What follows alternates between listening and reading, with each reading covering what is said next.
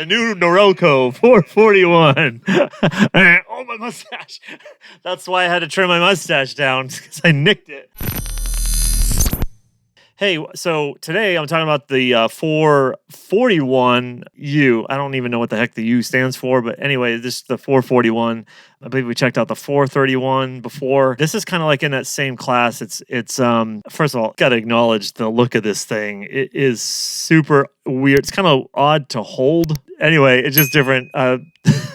It looks like a razor or a shaver or whatever it is. The first time I actually seen one of these was, I think it was a picture or a video of David Bowie singing this. So this mic has been around since the 70s, maybe even as early as like, I think 70 or 71. Very unique mic. It's not a cheap. It's the most expensive dynamic mic that's out there. I think these are going to go for like $1,000, either 900 or higher. Whereas like the 431 that I've done before, that's like, mid range of that. So like 500, a little bit over 500, but similar.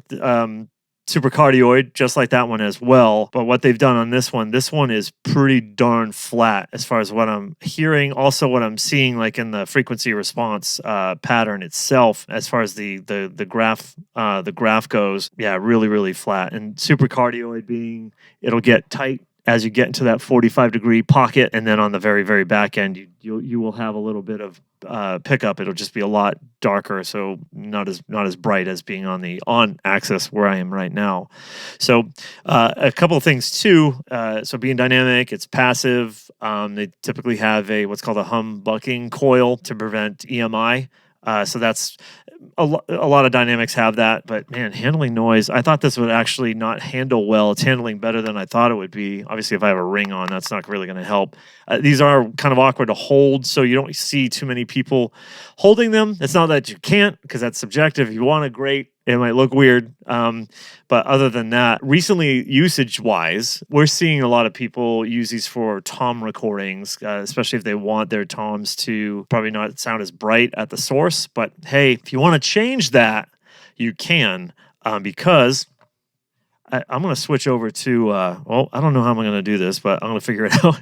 There's multiple filters on this sucker. So there's, and I have to look at these, because if I look at the mic, you won't be able to hear me. So there's a few settings. There's a brilliant switch on the mic that enables a broad 5 to 7 dB boost from 2.2K to 20K. Obviously, human hearing, 20 hertz to 20K. Then, well,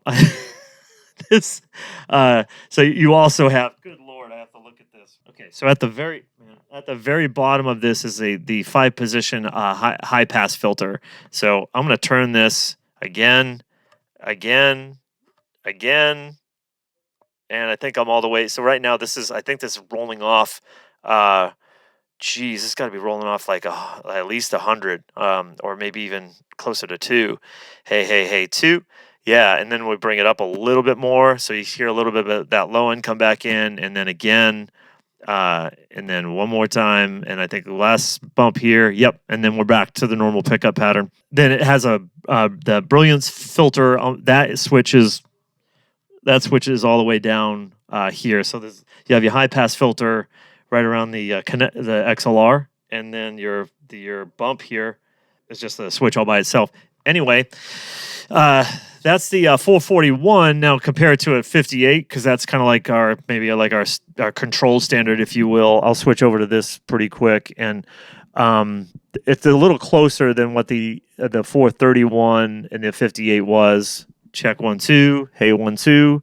But because this is flatter, it makes the 58 sound slightly brighter than the mid-range. I don't know. Let me know what you all are hearing in that. But keep in mind, this is a different pickup pattern. That doesn't necessarily change the frequency response at all. This one's just designed frequency response wise, designed differently. But if you want to talk about resilience, I don't know. That miget a little different thing, because cosmetically, if you dented a 58.